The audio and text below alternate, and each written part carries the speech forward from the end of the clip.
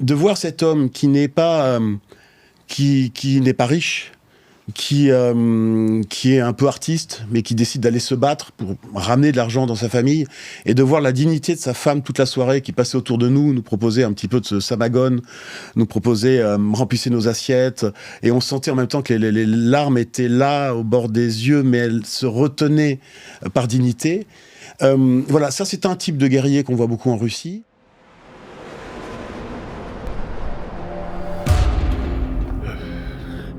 Vas-y, avance.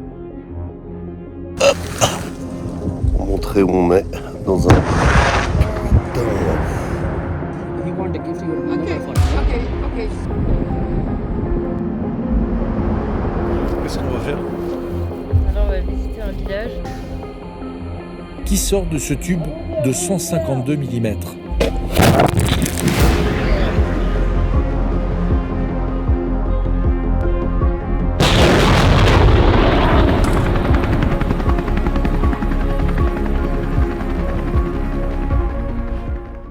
Bonjour à tous, chers abonnés d'Omerta, merci de nous rejoindre pour ce nouveau podcast Rétexte, un podcast retour d'expérience Rétexte. Aujourd'hui littéraire, mais avant de démarrer, évidemment, comme à chaque fois, abonnez-vous à cette chaîne YouTube. Nous avons besoin de votre soutien, de vos abonnements. Ça prend 5 secondes. Vous activez la cloche, vous commentez cette vidéo et évidemment, tout ça nous aide très fortement à améliorer le référencement, la visibilité de la chaîne YouTube et de nos contenus. Et aussi, évidemment, procurez-vous dès maintenant, puisqu'on va parler de littérature et de texte, le dernier magazine d'Omerta, antimondialiste, Les Patriotes à la reconquête de l'Europe, fruit de 4 mois d'enquête, de reportage, d'investigation en Hongrie, en Pologne, en Roumanie, en Angleterre, en Italie. Des contributions exceptionnelles aussi, celle de Michel Onfray, celle de Mathieu Bocoté et bien d'autres.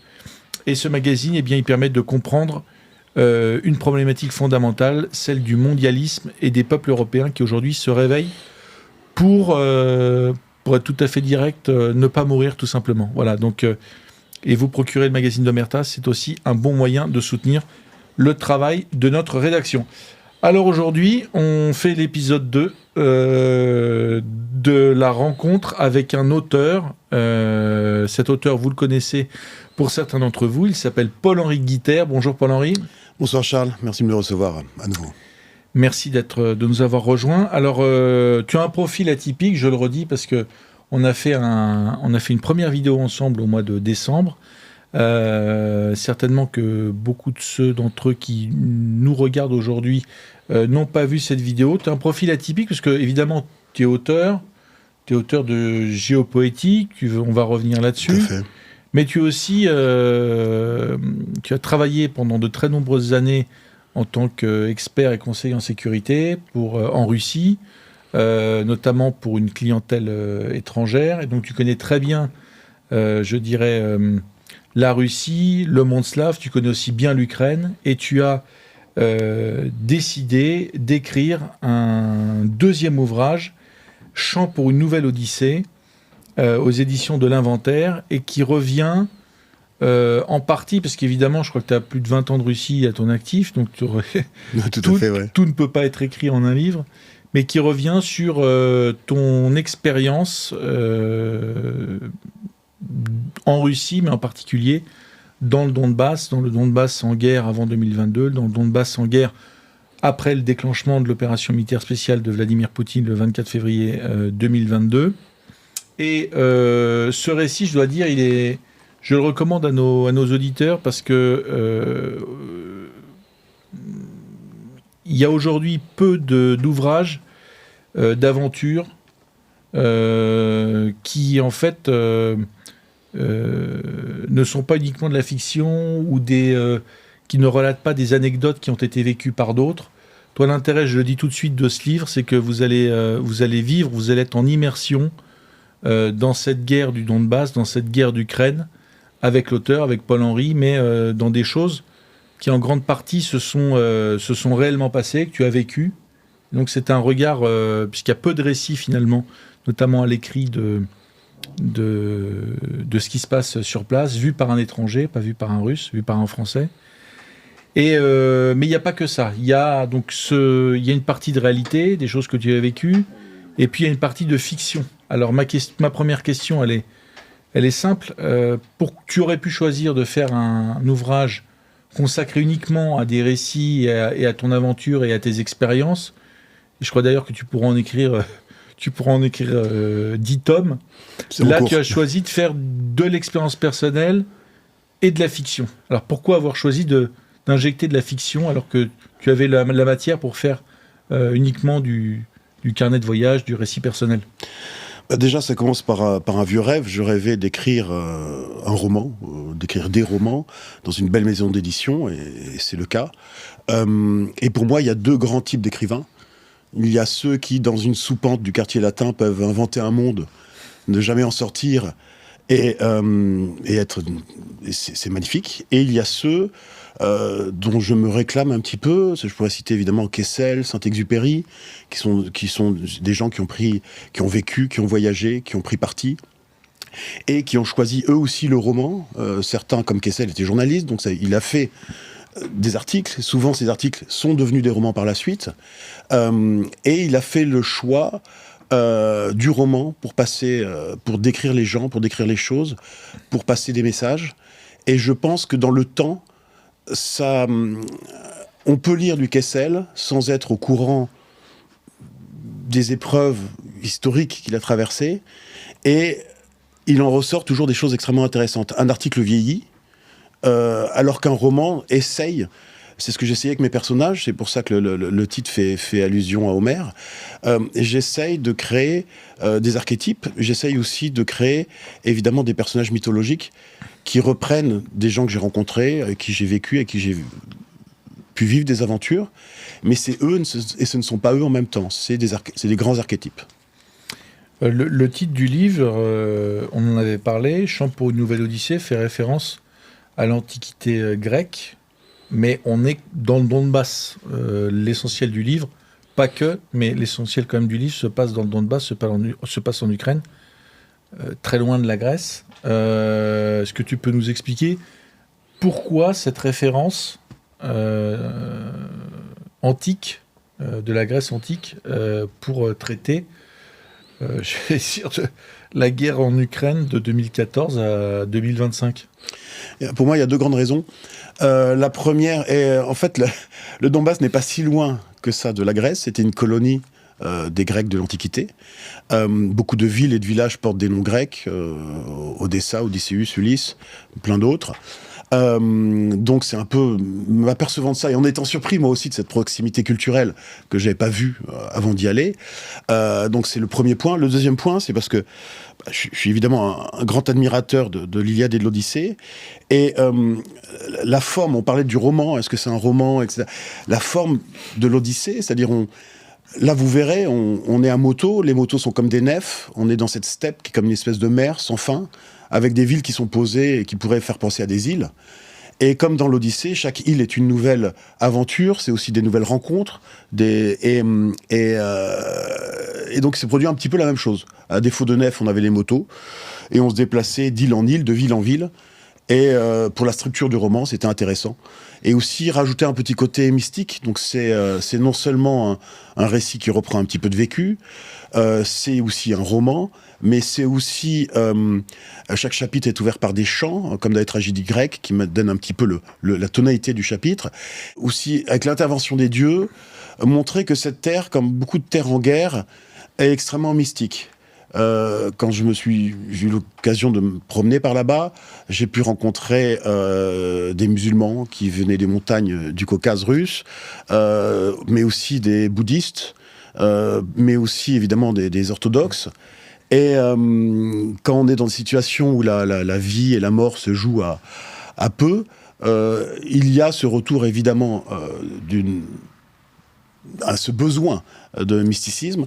Et voilà, du coup, utiliser la forme de l'Iliade, de l'Odyssée et de dieux qu'on ne sait pas s'ils sont réellement présents, imaginés, ou si permettait de retranscrire ce côté mystique des voyages.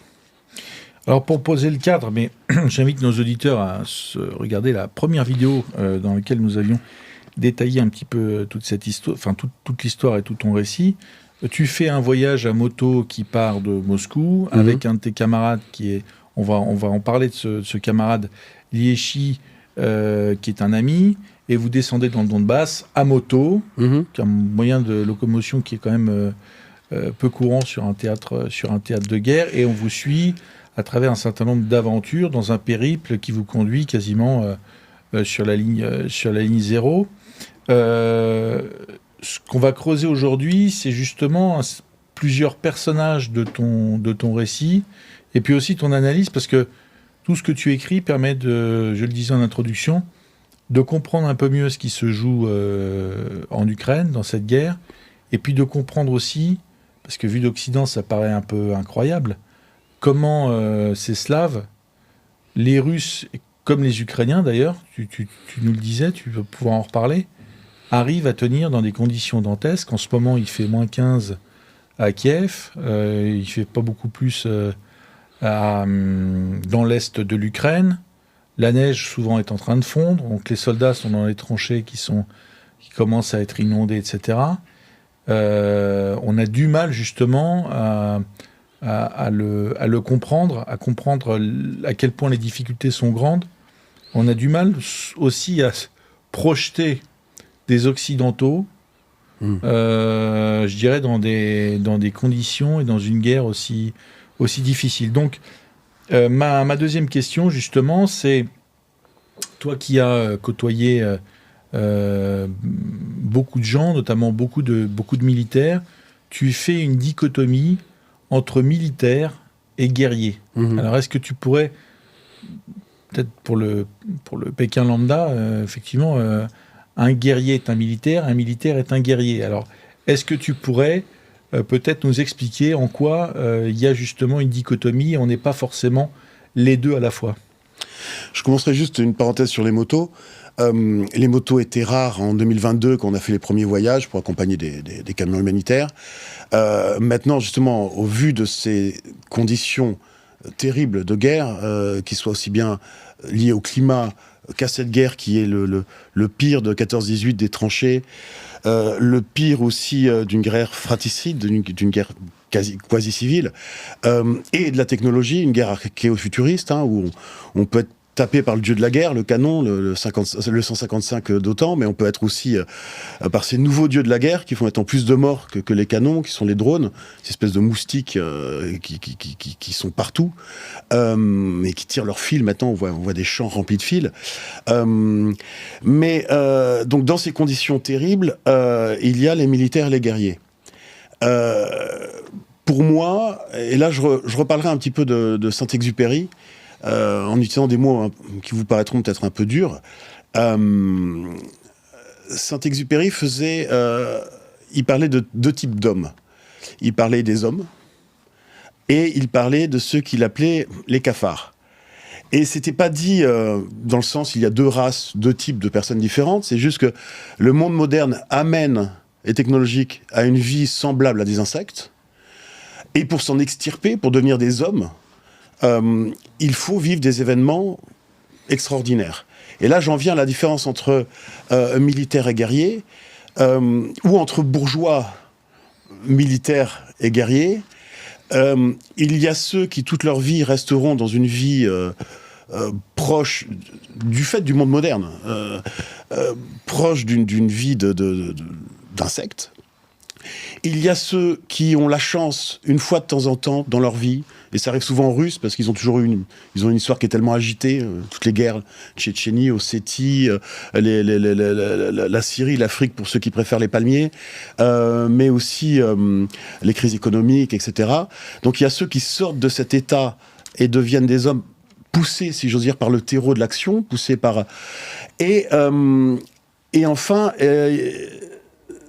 il y a encore donc une catégorie, les militaires, qui souvent sont en temps de paix, sont des gens qui vivent de manière très réglée, j'aime les militaires, je suis un peu passé à l'armée, des amis le sont, mais de temps en temps, le quotidien peut être un petit peu mesquin, difficile, et la guerre arrive et leur donne l'opportunité d'avoir les coudées plus franches, de pouvoir faire un peu plus.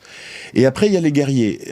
Les guerriers, c'est ceux qui choisissent, ceux qui vont par désir. C'est-à-dire ça ne leur arrive pas une seule fois dans leur vie. Ils sont allés, on parlera de l'exemple de Léchi tout à l'heure, qui a commencé, j'ai rapidement déjà évoqué ses débuts, il est rentré dans l'armée, première guerre de Tchétchénie arrive, il est envoyé là-bas, dans un régiment normal, il voit passer des gars qu'il trouve beaux, ils sont effort spécial, il va les voir, il leur dit « j'aimerais intégrer votre groupe », et les gars lui disent « passe une journée avec nous, si tu survis, tu seras transféré chez nous », et c'est ce qui s'est passé. Il est toujours dans ce même régiment de nombreuses années plus tard. Et donc, pour revenir à ça, il y a le guerrier qui choisit et rechoisit sans cesse l'action, de manière volontaire, et que je mettrai en opposition, par exemple, aux conscrits ou à ceux qui ne peuvent pas choisir. Et d'ailleurs, c'est valable des deux côtés du front. C'est exactement la même chose. Il y a beaucoup de conscrits forcés, côté ukrainien. Et dans ce cas-là, la guerre est le pire, surtout dans les conditions qu'on vient d'évoquer. Et après, il y a ceux qui choisissent. C'est tout aussi dur. Il y a tout autant de morts et de blessés. Mais la notion de choix change complètement la perspective et change complètement le personnage. Et ceux que je décris en principe dans mes livres sont plutôt ces guerriers, ces gens qui ont choisi cette vie. Est-ce que tu pourrais expliquer aussi à nos auditeurs, peut-être, toi qui, je dirais, vu différents types de profils, de personnages, de combattants, justement, quel est le profil aujourd'hui, quels sont les profils aujourd'hui des combattants russes, quel type de personnages on trouve dans les tranchées et dans les endroits où tu es passé? On va commencer par évacuer, si j'ose dire, ce dont on a beaucoup parlé en France, les fameux prisonniers de guerre, qui étaient ni si nombreux que ça, même si je ne suis pas spécialement renseigné, mais surtout il faut savoir que la France l'a toujours fait, toutes les nations l'ont fait. Quand il y a une guerre, on propose aux prisonniers, en principe pas ceux qui ont fait des crimes de sang et pas ceux qui ont fait des crimes sexuels, mais on leur propose de plutôt que rester dans la prison. Voilà, on l'a fait en 14-18 en France, en 39-45 pour le déminage à la fin. Rien d'extraordinaire et en fait j'en ai de mon côté peu rencontré. Après il y a le militaire de carrière que j'évoquais tout à l'heure, qui était là avant. Alors moins surpris en Russie parce qu'il y a eu tellement d'échauffourées ou de guerres à gauche, à droite, moins surpris par la guerre, mais quand même, c'est-à-dire on passe d'un état de paix à un état de guerre, et contrairement à ce que pourraient penser, tous les militaires ne sont pas toujours prêts à ça. Il y a les guerriers que j'évoquais tout à l'heure, et je voudrais vous donner un exemple concret.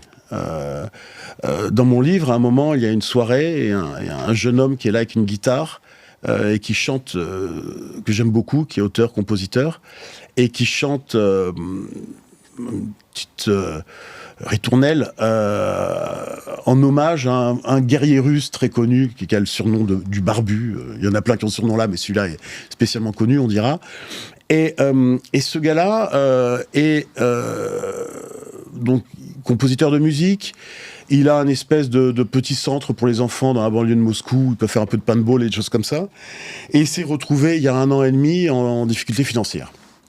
Il a choisi volontairement, donc ça sera un exemple pour ce cas de figure, de signer un contrat de 6 mois, il me semble, 6 ou 9 mois. Et il m'a invité dans sa datcha, dans cette petite villa de campagne, on dirait, dans la banlieue de Moscou, au fameux shashik russe, c'est-à-dire ces viandes grillées, à boire quelques verres de samagon, c'est-à-dire de vodka faite plus ou moins à la maison, plus ou moins frelatée, faite à la maison, souvent un peu dangereuse, en compagnie de ses amis, de sa femme et de ses enfants avant son départ. Et j'ai un souvenir... C'est une des choses que je décris dans mes livres et j'aimerais que ce soit le cas, pas que dans les livres, et là, ce n'est pas le cas. Enfin, c'est le cas dans la réalité, c'est pas le cas dans une fiction. Sa femme est merveilleusement belle. Elle lui a donné 4 enfants de mémoire, tous beaux aussi. Et de voir cet homme qui n'est pas riche, qui est un peu artiste, mais qui décide d'aller se battre pour ramener de l'argent dans sa famille, et de voir la dignité de sa femme toute la soirée, qui passait autour de nous proposait un petit peu de ce samagone, nous proposait remplissez nos assiettes, et on sentait en même temps que les larmes étaient là, au bord des yeux, mais elles se retenaient par dignité. Voilà, ça c'est un type de guerrier qu'on voit beaucoup en Russie. Ceux que j'appelle, je sais que j'avais un petit peu choqué lors du premier interview certaines personnes, ceux qui quittent Bobonne pour aller officiellement pêcher ou faire la guerre.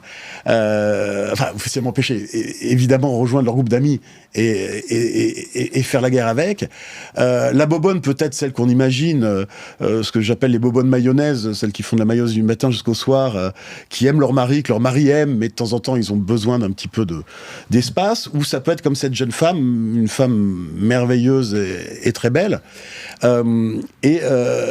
Et pour moi, c'est un exemple. C'est-à-dire, ils quittent des femmes qu'ils aiment pour aller entre amis, entre guerriers, gagner une guerre. Ils sont russes, c'est normal. De toute façon, on trouve les mêmes, une fois de plus, des deux côtés.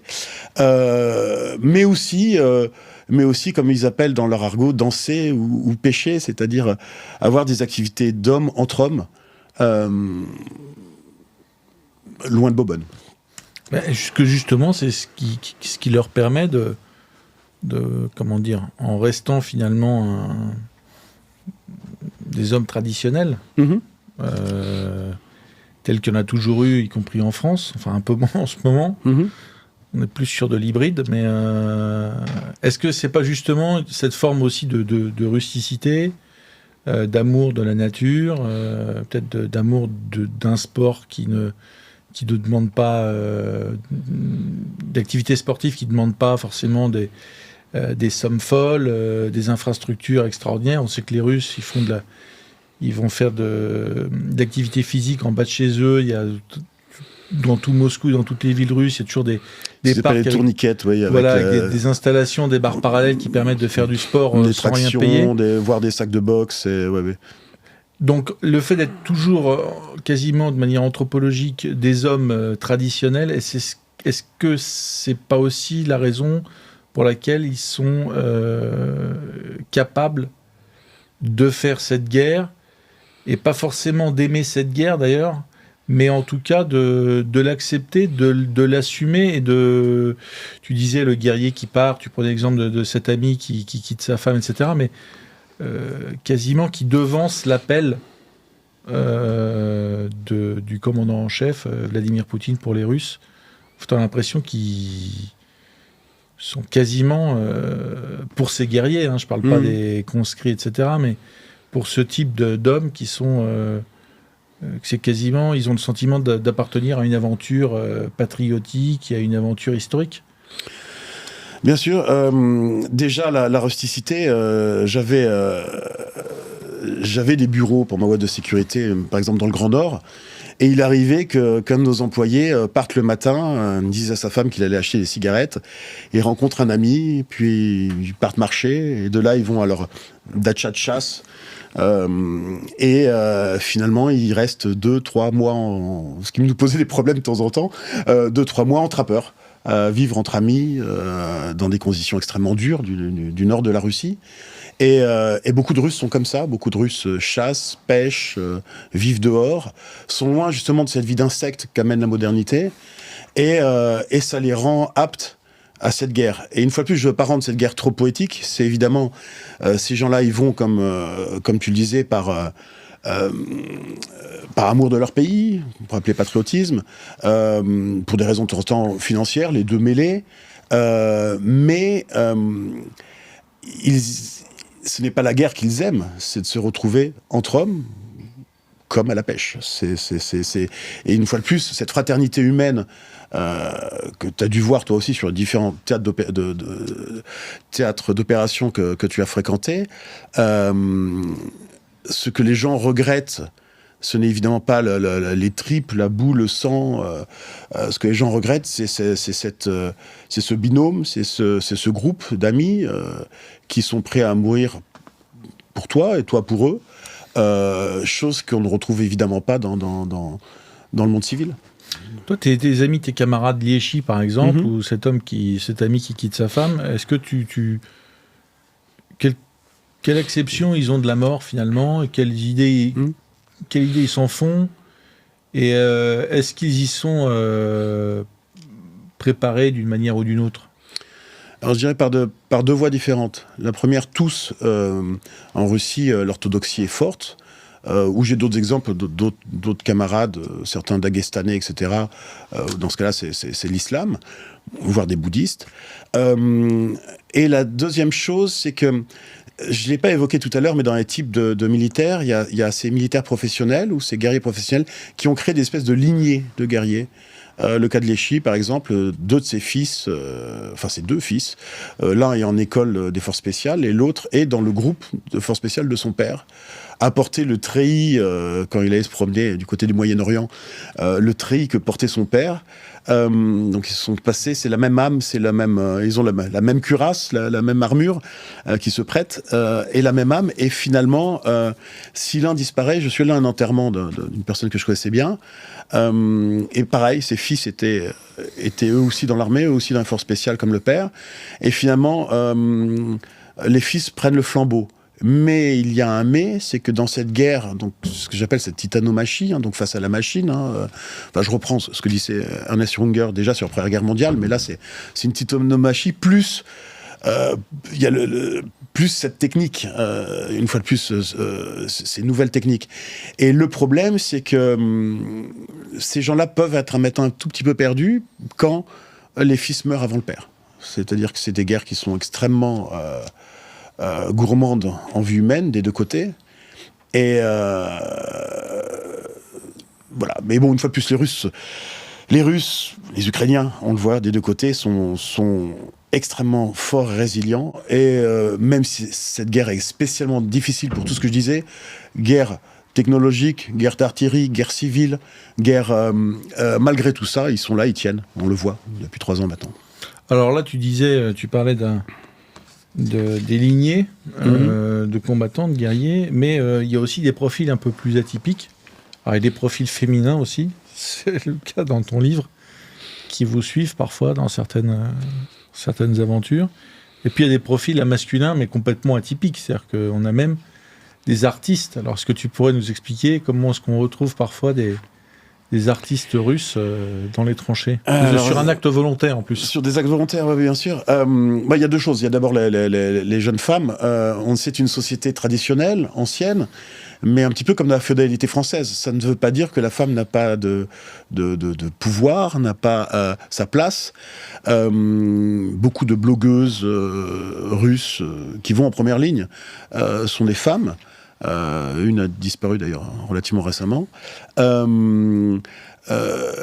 Beaucoup de ces femmes, même dans la sécurité, à l'époque j'avais une directrice d'un de mes groupes qui était une femme, une blonde sur talon aiguille quand il le fallait, et qui était extrêmement respectée par tous les hommes qu'elle commandait, qui étaient des anciens VDV, parachutistes, Spetsnaz, etc., etc.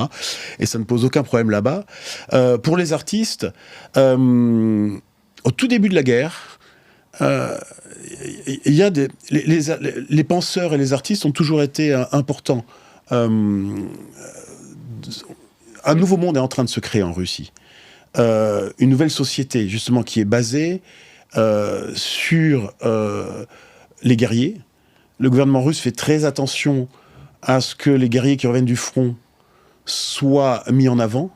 Beaucoup rentrent en politique pour éviter que la société se scinde à la fin de la guerre. J'espère bien qu'un jour elle finira. Il faudra bien que la société continue. Et il ne faudrait pas qu'il y ait les bourgeois qui sont restés à l'arrière et les guerriers dont on n'a plus besoin et qui sont dans la rue. Du coup, il y a une vraie politique pour essayer de créer un monde qui serait un monde d'ingénieurs, les Russes adorent ça, mais aussi un monde de guerriers, un monde très tripartite. Les producteurs, ceux qui prient, mais aussi ceux qui font de la poésie, ceux qui sont des artistes, et puis les guerriers.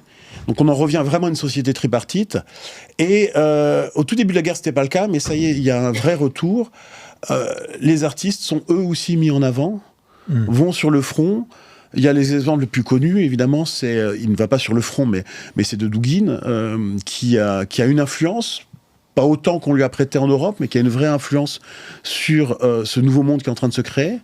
D'autres artistes que j'évoque dans mon livre, comme Guinevot, qui au départ est plutôt, lui, un architecte, mais qui fait des magnifiques peinture sur fond doré, ce qui mélange un peu l'icône et le dessin justement d'architecture, et beaucoup de chanteurs.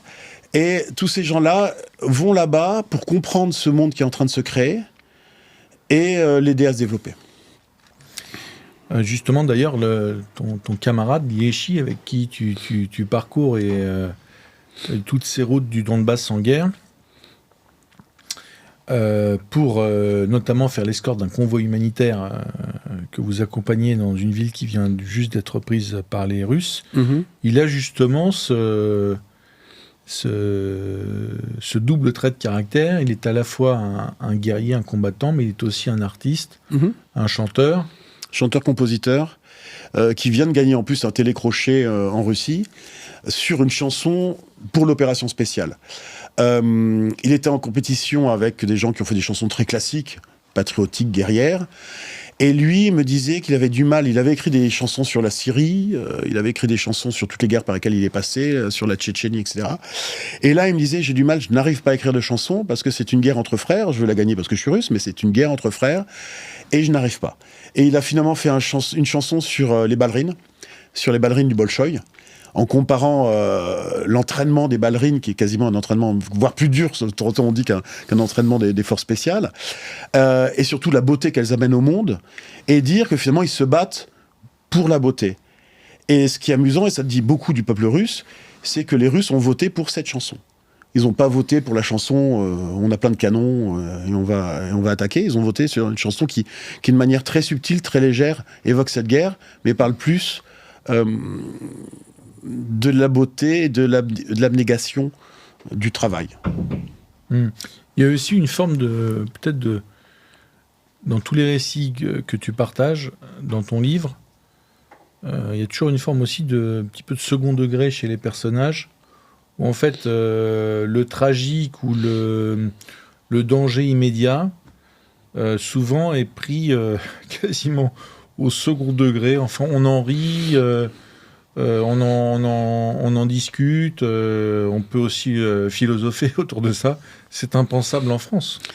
C'est très russe, ils aiment ce second degré. Ils parlent de danser pour aller à la guerre, souvent. Allons danser, allons porter le feu chez l'ennemi, allons danser. Et ça les protège, évidemment. Et ça fait partie aussi, on parlait de ces artistes qui vont sur les zones de guerre. Je crois que j'avais déjà évoqué la dernière fois, mais un de mes autres amis, qui est un poète russe, un officier russe, un poète russe, je l'ai vu, j'ai vu son livre dans les tranchées, et pas qu'une fois. Donc oui, c'est entre deux assauts, ou du moins entre deux drones maintenant, plus exactement. On lit encore de la poésie dans les tranchées russes, dans les tranchées slaves, en tous les cas. Est-ce que justement, toi qui as une expérience et qui suit ce qui se passe en France, on voit que souvent... Déjà, il n'y a plus de récits comme ça, parce qu'il faut quand même dire, c'est qu'il n'y a plus de guerre de cette intensité. On est sur depuis 20 ans, on est sur de l'opération antiterroriste ou des opérations dans lesquelles les armées occidentales, je dirais, il y a une asymétrie qui est énorme, une dissymétrie qui est énorme. Est-ce qu'aujourd'hui, des Français seraient capables, je dirais, est-ce que les Français sont capables de comprendre cette guerre ? Et est-ce que, je dirais, est-ce que le soldat français serait capable de la faire, cette guerre ? Déjà, j'en reviendrai une fois de plus à Saint-Exupéry. Le bourgeois français, le soldat français, la modernité nous a amené à cette vie, une fois de plus, qu'il caractérisait déjà à l'époque, il en avait vu les podromes, les prémices, à cette vie un petit peu d'insecte. Alors que les Russes, on l'évoquait tout à l'heure, par une civilisation qui restait, malgré elle d'ailleurs, protégée par le communisme à une époque qui n'était pas spécialement une bonne chose, mais protégés des mai 68 et des autres choses, et surtout qui ont réussi par la suite à retrouver leurs racines, eux sont beaucoup plus préparés mentalement. L'armée française est une armée extraordinaire, elle a toujours été, on a une vieille tradition guerrière, mais est-ce que le peuple français actuel peut sortir de cet état de modernité? J'en sais rien. Quant aux grands écrivains voyageurs, la France en a donné tellement, écrivains aventuriers, ce n'est pas à l'époque, une fois plus, de Saint-Exupéry, c'est différent, mais Kessel, aller chercher... les gens ont voulu la mondialisation. J'ai envie de leur dire, écoutez, vous avez voulu la mondialisation pour le commerce, utilisez, si vous l'aimez, très bien pour vous, mais utilisez aussi la mondialisation pour l'aventure. Rien ne vous empêche, si votre vie ne vous convient pas en France, rien ne vous empêche de voyager, de trouver l'aventure, puis de revenir et de l'écrire. C'est aussi simple que ça.